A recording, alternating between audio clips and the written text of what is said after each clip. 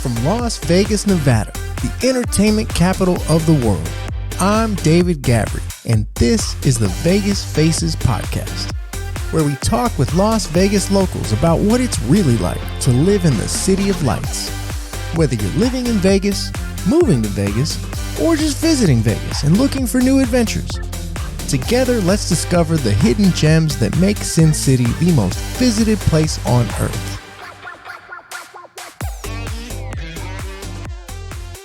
Everybody, welcome to the Vegas Faces Podcast. I'm David Gabbry, and here we are with another fantastic episode with an amazing guest. I'm really excited for this one. A, because we've got the Vegas Golden Knights in the Stanley Cup Finals, and I have a broadcaster here who is specifically here to talk about hockey. We've got Russ Cohen in studio. He's a broadcaster for Sirius XM. He's also the co-host of Off the Post podcast and founder of Sportsology.com. In addition, I've got Babe here today. Mary's in studio. Hello, everyone. Let's get right into it. Russ, how are we doing? Good. Thanks for having me on. I'm excited. How was your travels? Good. Yeah, no problems. I'm not a big plane guy. I drive a lot. It's probably really hard to come to Vegas, though, right? I mean, the thought of just having to be in Vegas, it's one of those cities that, people dread coming here. But I'm not a big gambler. I'm not. Yeah. So that's the only thing. It's like if I come here, I'm coming here for other things. The last time I was here, we hiked in, was it Mount Shasta? Yeah. We went out there. We didn't even go to casinos. There's so much to do out here other than the casinos. But I feel like the flight to Vegas, no matter where you're coming from, is always a fun flight. It's always fun it was energy. pretty good. The energy was good. Fun lights. You land. You've got the slot machines right there. Yep. It's just ready to rock. It is. So, Russ, I just want to start by saying, what do you think of the Vegas Golden Knights? I'm asking because this is like the one thing that unites Vegas locals, I would say, is the hockey team. Yeah, they seem to be really passionate. It's interesting because I want to say 3-4 weeks ago, I interviewed Gavin Maloof because he's got a paddle team. There's a paddle league, and he's an owner, part owner, and so he's also part owner of the Golden Knights. So had him on, and if people want to see that, it's on my YouTube, on Russ Cohen's YouTube. But we talked off the air about it, and he goes, well, how do you think my team is? And I said, I think they'll make it to the conference final. I don't know after that. And I didn't pick Vegas at all. I even picked Dallas over them. But no, right now I think they've gelled at the right time, which is a lot of times a big deal coming into a thing like the Stanley Cup. I did cover their first Stanley Cup. I didn't come here for any games, but I covered it out of Washington at the time. Yeah, that was an exciting time. We had just moved to Vegas during that time. And nobody thought they'd make the playoffs. Like they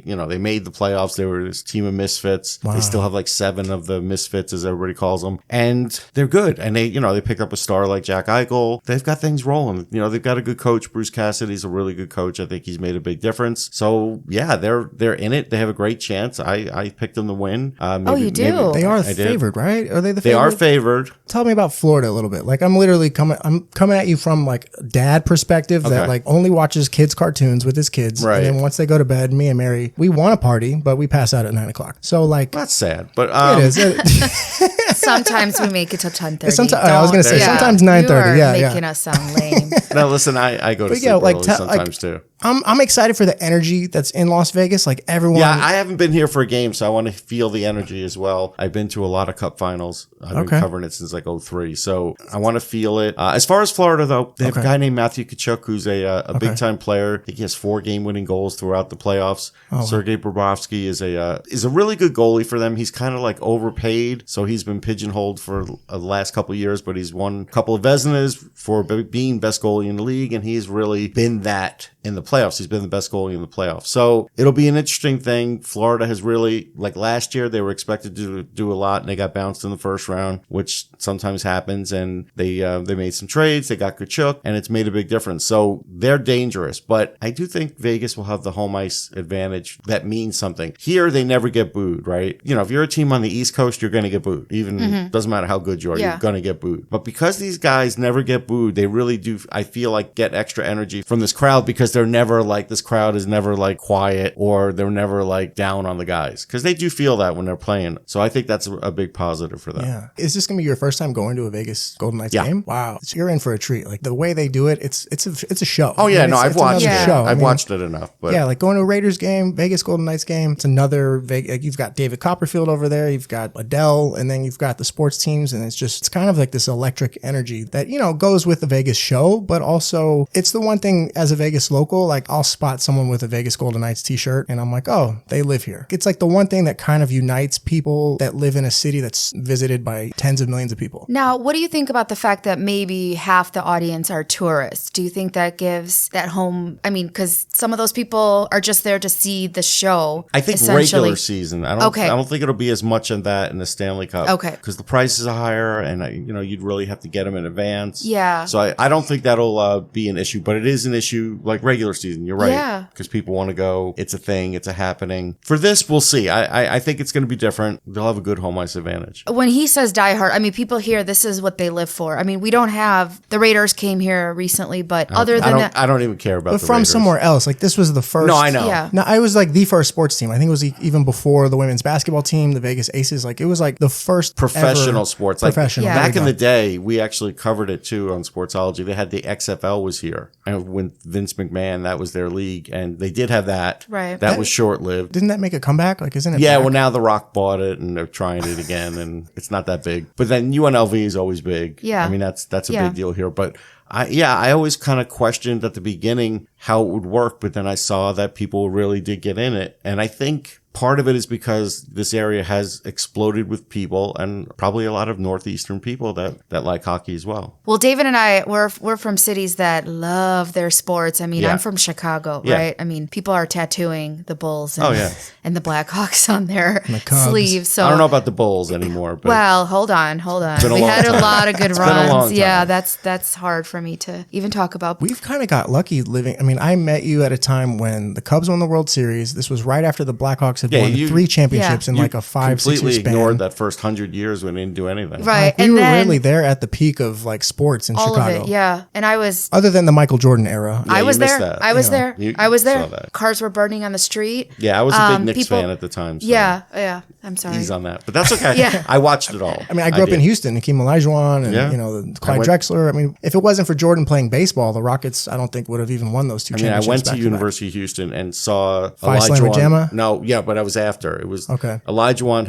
he was a rookie, so I was watching him working out in the gym. Actually, there was a guy, Cadillac Anderson was the big star of the team after the Phi Slamma Jamma. All right, if you guys are just gonna throw out things, I sat with Michael Jordan one time, and he actually, it was I was 18 years old, I had a fake ID, and I got into a club, and the bouncer got a bunch of the girls to go sit near Michael Jordan. That's cool. So I believe he touched my glass. I'm not sure, but I feel like he pushed it towards me with ice. No big deal. I don't want you guys to look at me different, but it happened. And I'm sure to this day he probably could recognize me. I have a ton of celebrity stories, and I'm not going to talk about them here. It would go for hours, but that's a good one. That's a good one. Like Yeah. So people on the East Coast, you were saying that Vegas kind of just came out of nowhere. Is this like a real underdog type of story? Like how No. Not inexperienced. When it started. When the playoffs started, they never thought. No, not when the playoffs started. When the franchise started, because they were all expansion players. That sort of was a big deal. Nobody had ever made the Stanley Cup first year like that with expansion players. Everybody thought, well, you're not going to make the playoffs, but this is cute that they're sort of looking like they can make the playoffs, and they did. And then everybody's like, well, you're not going to go far in the playoffs, and they did. So that's unheard of. As far as this year, no, they have a powerhouse team. I mean, they have a lot of big. What was your thought process? Okay, Vegas is getting a hockey team. This is mostly a tourist city. People are relocating there, but they don't have that like history of sportsmanship. What was your take? I remember like 2 years before it happened, I was kind of questioning it, and then I would ask around and talk to people, and then, it kind of was rubbing off on me like, I think it is going to work. So now, I don't know, will this baseball team work? And the A's are really brutal too. I mean, maybe they'll spend money when they come here, but I don't know. I mean, again, I'm going to have to look at the baseball because the 51s, they're like $7 tickets. I get that they're not a pro team, but is it going to be that much of a difference? And then now you're going to have to sell 81 games here. Have you seen the renderings for the ballpark? I think I saw a few pictures. So Vegas does nothing mild. No. So it's going to be like your hot dog is probably going to have like engravings. Like, you'll have some celebrity chefs at the Raiders, stadium. Like it's not. You're not just still 81 games. You're going to have games on a Tuesday night for baseball. That's I mean, and I think they're going low on the seats. I think. Maybe it's like 20,000, 30,000. It's not like a massive baseball stadium, but still, I think it'll be challenging. But hockey, it's work, man. I mean, the only thing you worry about is at some point, because they've been mortgaging the future for a long time, when they start to go down a little bit, you do wonder if the fans will stick with them while they inevitably rebuild like your Blackhawks have been rebuilding. Oh, yeah. Only time will tell. Yeah, because we kind of had that like beginner's Vegas luck, beginner's luck. Like, we made it in the first year. Like, we're always going to do that. And actually, the way they've made it into the conference finals all these times and second time for the Cup, it's better than a lot of teams. I think still people come to Vegas and they're like, okay, so we're going to see a show one night. We're going to obviously gamble a little in between. Oh, hockey's over there. There's a football game, baseball game. I think people will still, just that appeal of. Football's easy, though. Football's easy, right? Because that's not a lot of games. It's like, that's true. It's 18, so you got 9. Yeah. Yeah, and there's enough football fans visiting here at every given time to go visit the games. But so you don't think that baseball just. I don't know yet. Okay. I think it'll be interesting. It's going to take a while, a little more challenging. Yeah. Since we're in the real estate world, we're kind of interested on like the real estate negotiations of it all. And like really, realistically, even if it goes through it, they might not even start playing till like 2027, 2028. Right. Oh, yeah. I mean, it's going to take probably 2-3 years to build the place. You know what's ironic too, though? There's a lot of shows here in Vegas, and I'm like, how do they fill up every night? And you would just we sometimes last minute want to grab a ticket somewhere, and things are just sold out. But casino comps have something to do with that. Okay, you're right. Okay, they do. They won't be comping baseball as much. You know what I mean? Because those owners don't want that as much. But when the casinos, I was in the hotel and casino business a little while, so they're comping people. Yeah. Okay, fair. Interesting. They don't have to do it for hockey to see. at the moment because it's gotten so hot. Yeah. But you never know. There may be a time when that becomes a factor. Yeah. I feel like Babe was going to be like, people are seeing Carrot Top. If they're going to see Carrot Top, they're going to see the baseball team. But we've actually seen Carrot Top, and we actually thought he was amazing. Like his we laughed so hard. Pleasant surprise. I worry about you guys. Yeah. Have you seen him? I've seen him like on TV. No. But his Vegas show, though. No, I've not seen his Vegas show. It's been on for 20 years on the Strip, so I know. Someone is writing pretty well for him. I mean, it scares me that he's got like 18-inch arms. Yeah. Carrot Top's not supposed to look like that. That's true. He's a character. We see him around town sometimes. He's a big, we run into him like downtown Summerlin. But yeah, I mean, his show is solid. Like we went in there with no expectation. We're like, this is a joke. I mean, he's a talented guy. I'm not going to see him. Yeah. Okay. There's plenty to see out here. I mean, you can. Yeah. You have your. I mean, I'm not even going to go see David Copperfield, and I think he's really super talented. I'm just not going to go see him. Yeah. Yeah. There's so much out. There's so many shows. Cirque du Soleil, shows. great. I'll see Cirque du Soleil every time. Actually, it's really cool. I have not to brag, but I do have some friends that are in Cirque du Soleil. Twice that you're bragging. Yeah, I know. Babe's just name dropping. You can't outdo that. Michael Jordan gave me some ice. I do believe he touched the cup still. We give you a microphone. But my friends are, some of them are in Cirque du Soleil. Even one of my good friends, she's on almost every night. And when I went to go see the show one time, and just looking at these people. Now these are some athletes. Oh no, they're freaks of nature. They're freaks. These bodies. How do you even sustain that? And it is very rigorous to be constantly called back. It is very competitive. Obviously they're getting paid pretty well. I mean, they're working without a net. Yeah, and they've had some scary stuff. I can't do it. I don't like heights. I don't like any of that stuff. But I can respect. You'd have to have like 2% body fat, and but these are also gymnasts that have been doing it since they were like 3 years old. Yeah. Russ, what's it like working for Sirius XM? How's that? That's great. I don't work like in their studio or anything. I go on once a week. I cover certain events, so it's fun. I've been with those guys for a long time, like probably like 18 years. I used to be a part of a Sunday show, Hockey Prospect Radio, which is still on. I did that for 15 years. So that was on every week. So then we'd always go on like once a week, talk about that show. So I've just been on it since the beginning. And they're just kind of used to me now. What's your top 3 favorite sports? Like what makes you the happiest? It's interesting because I think now hockey is ahead of baseball, but it'd be hockey, then baseball, then football. It's hard to be happy as a Jets fan, so you're not really ever that happy. Yankees fan or Mets fan? No, I'm a Met fan because Long Island's mostly Met fans. Okay, is that how it's? Yeah, I mean, unless you moved from the city or something, and you were already a Yankee fan. But like we were from the generation that the Mets were a brand new team. They were only a few years into it.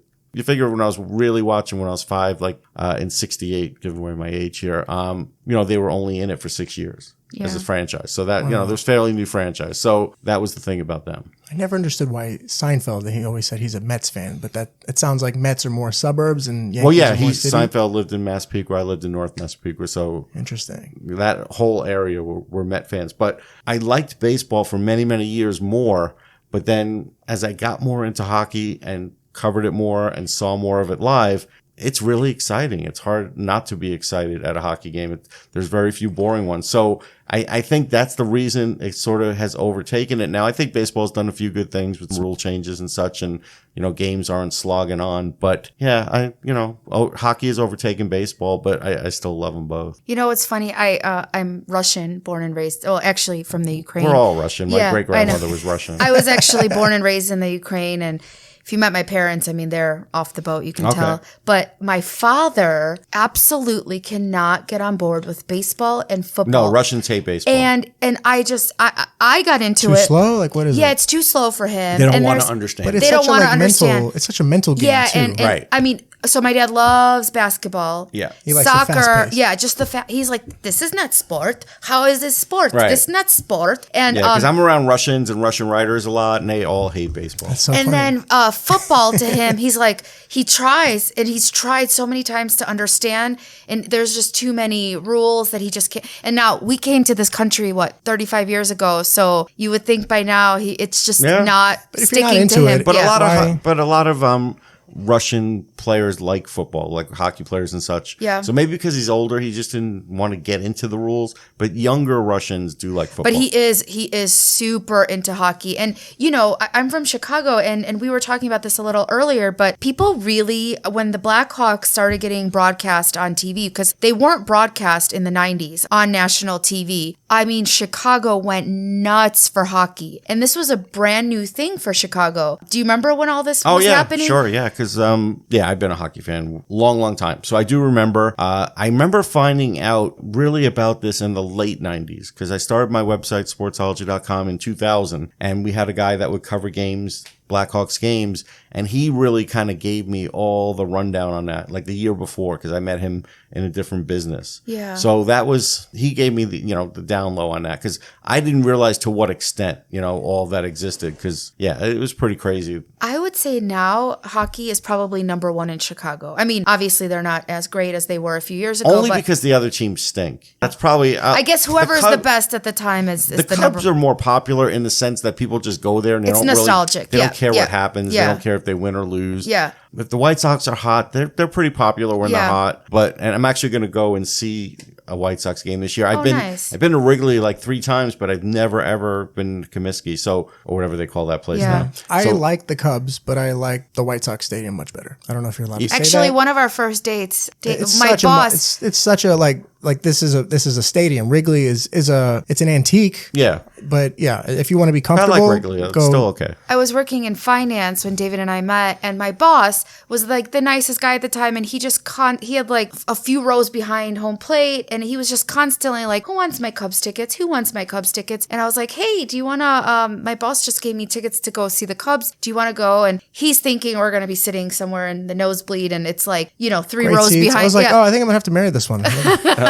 So Wrigley is obviously like classic. Like, I mean, it smells it's a little Wrigley. like urine because of the concrete. But it does feel 100 years old. Whereas Comiskey, it's a newer stadium. It is, but it's pretty old now too. So are you super nostalgic for New York teams, or is that where your heart is? Okay. Yeah, no doubt. I mean, but for all the time that I've covered sports, it's like I do cover down the middle, even though you really try not to be. I do. Yeah, I go out of my way not to. So you told me earlier you had a lot of interviews with sort of prospects and people that were getting drafted. What's that process like? Well, the process is just basically every season I go to a few tournaments, and so I'm usually like this year a lot of 05s are going to be getting drafted, right? But when you go see those guys, there's a lot of guys that are like a year younger, maybe sometimes 2 years younger. So you start jotting them down for the next couple of drafts, but not paying too much attention, but just so you know who they are.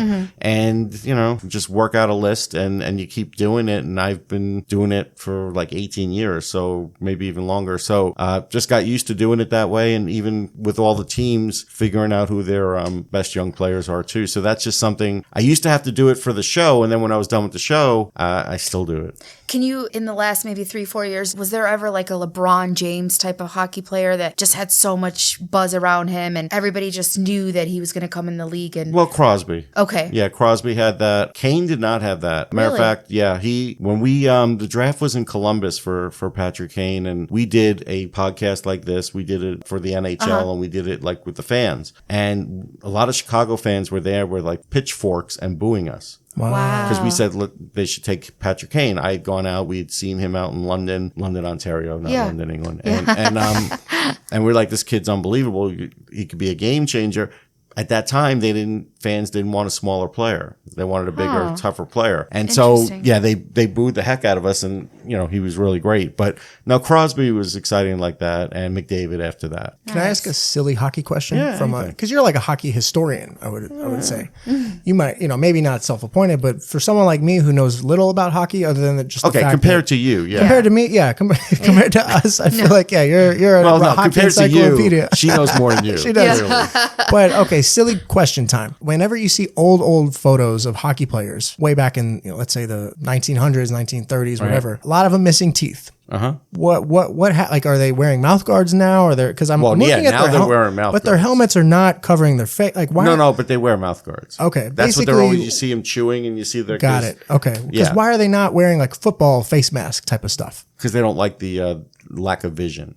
You need the peripheral vision when you're playing hockey, especially when you're going down the ice, you're trying to control the puck and you're trying to pass it. So you have to look side to side, and that sort of stops that. So there's players that don't really like that. Now, they do make, in college hockey, if you're a certain age, the guys have to wear a cage. That's the way it is, for safety, and that's good. But the NHL doesn't go to that extreme, but obviously they all have to wear helmets now. But yeah, that's what that is. So, but even guys with mouth guards, there was a guy, Logan Couture, who still plays for San Jose. When he was drafted, he said, "Yeah, I got all my own teeth, and yeah, I don't plan on losing any teeth." And I remember one game, maybe just like 2-3 years ago, I saw that he lost teeth, and I was like, "Oh man, you went a long time." Oh man. But yeah, they just you get hit in the mouth with a stick, you get hit in the mouth with the puck. Sometimes somebody, it gets rough out there. It's really rough. It's a roughhouse sport. I mean, it's it is really rough. You're on ice. You're not on grass. Like, no, you're on ice. You're, Would you say one of the roughest sports? Yeah, it depends how you sort of look at it. So I think it's the roughest only because you have to do 3 or 4 things, and you have to sort of protect yourself too.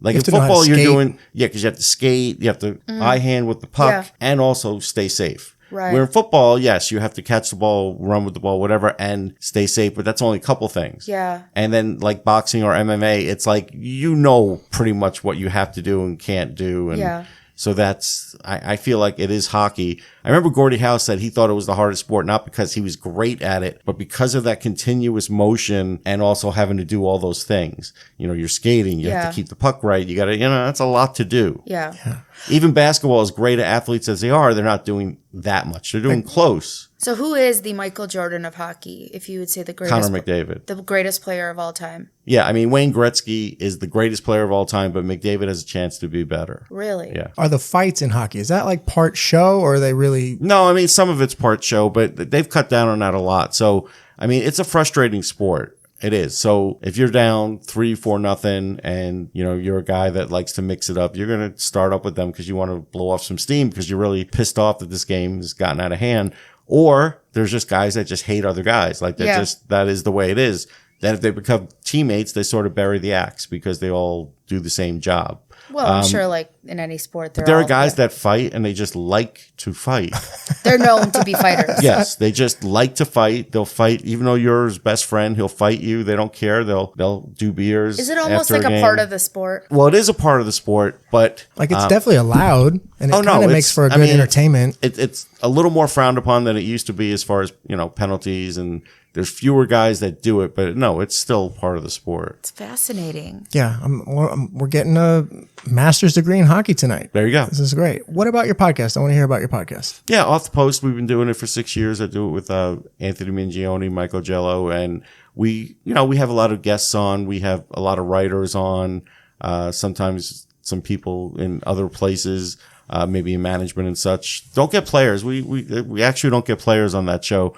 But what we dig into is just what's going on in the league. Maybe we go around the league and talk about different teams, and that's when we'll get somebody who covers that team and get deep into that. And then we cover big events like, the Stanley Cup and the draft and things like that. So right now we're starting to get heavy into the draft. Any predictions for a good prospect that you've been checking out that you think is going to make some headlines? So like this year's draft. Yeah. Okay. So this year's draft, Connor Bedard, who will play for the Blackhawks, will be a generational player who maybe be a top 10 player in the league within like 2 to 3 years. But that one's really easy. We'll go with Will Smith. I think he's going to end up going higher than he probably should. He may end up going 4th, but he's no longer doing his rap career. Yeah. The rap career is over. I was waiting.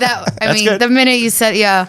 But what about Will Smith has a chance to be a real star in the league, and there are some people that don't think that, even though he's going to go really high in the draft, but I'm pretty sure. What about for the Stanley Cup Championship? Who do you think will be crowned as MVP? Yeah, so I put Jonathan Marchessault, even though Jack Eichel is kind of like the favorite. He's got more points, but Marchessault has 9 goals. He's second on the team in goals, but he has some big ones. Like he got a few 2 or 3 big ones last round. Just seems to be the right guy at the right time. So we'll see. But him, William Karlsson, or Jack Eichel, it'll be one of those 3. I don't think it'll be Aiden Hill, the goalie. I don't think so. Russ, what are you most excited about being here for the Stanley Cup? Just really covering it. Do you get to sit in the press box? Yeah, sit in the press box. I like okay. the crowd.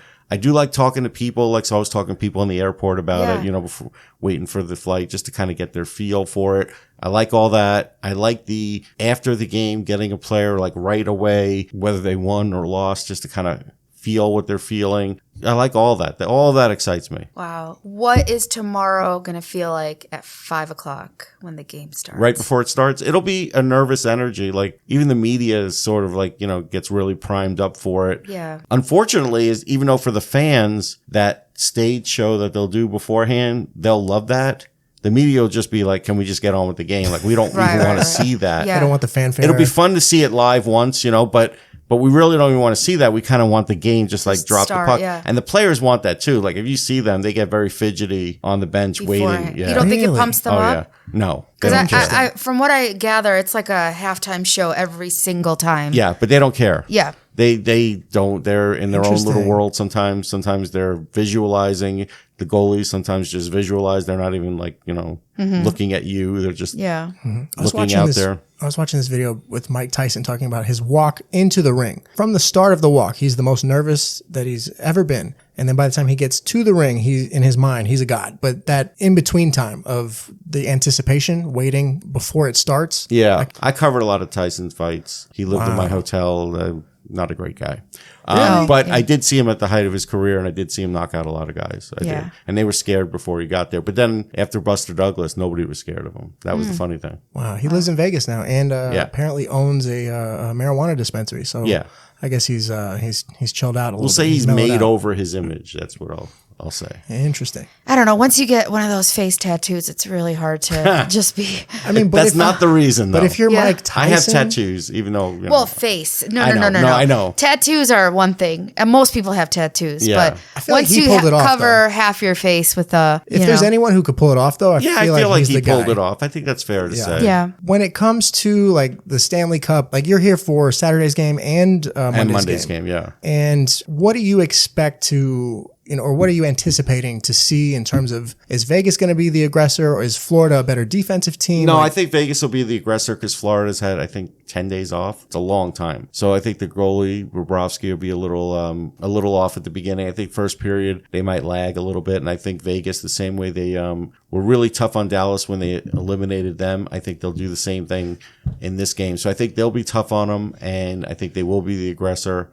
I do expect them to win the first one. The second one, you never know. but I do expect them to win the first one. If they don't win the first one, I'll be a little surprised. Because game one is always like it sets the tone of the rest of the series. It doesn't set the tone as much as you think. Like we always argue about this on shows. Some people think it's 3, some people think it's 5. I'm kind of like a 3 guy. I think 3 is like a big one. In a 7-game series. Yeah, because I always thought the game one, it's like, especially if it goes into overtime and then I know, wins. but there are teams that go up 2-0 and you'd be surprised. There are teams that lose the series even going up 2-0. Okay. Now for Florida, like you said, they're off 10 days. What do you think they're doing in those 10 days? Oh, they're skating. They're having scrimmages. They're doing everything they can do. But nothing like a live game for practice. Right. It's just you can't do it. For any sport, probably, right? Right. You can't replicate but especially that. for hockey. I mean, football, you can't really do it either because you're not going to start knocking guys around like a week before the Super Bowl, right? So you can only kind of go through the motions. Baseball is the one where you can kind of mimic it the most.